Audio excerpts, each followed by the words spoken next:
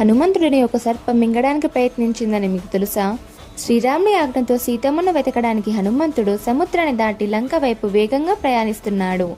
ఆయన ధైర్యం, శక్తి, భక్తిని చూసిన దేవతలు ఈ మహాకార్యానికి ఆయన పూర్తిగా సిద్ధంగా ఉన్నాడా అని పరీక్షించాలని అనుకున్నారు. అందుకోసం నాగమత అయిన సురసును పంపించారు. సముద్ర మధ్యంలో సురసు భయంకరమైన రూపంలో ప్రత్యక్షమై హనుమంతుడిని ఆపింది. తన నోటిలోకి ప్రవేశించకుండా ముందుకు వెళ్ళలేవని చెప్పింది. హనుమంతుడు వినయంగా తన పని గురించి చెప్పి తిరిగి వచ్చిన తరువాత తాను సిద్ధమని చెప్పాడు. కానీ సురసు అంగీకరించలేదు. అప్పుడు హనుమంతుడు తన శరీరాన్ని పెద్దదిగా చేశాడు. సురసు కూడా తన నోరుని ఇంకా పెద్దదిగా చేసింది. చివరికి హనుమంతుడు ఒక్కసారిగా చిన్నగా మారి ఆమె నోటిలోకి వెళ్లి వెంటనే బయటకు వచ్చాడు. హనుమంతుడి తెలివి చూసి సురసు సంతోషించి అతన్ని ఆశీర్వదించింది. హనుమంతుడు అంటే మీకు ఇష్టమైతే కామెంట్ బాక్స్లో జై బజరంగబలి అని రాయండి. అలాగే మా ఛానల్ని సబ్స్క్రైబ్ చేసుకోండి.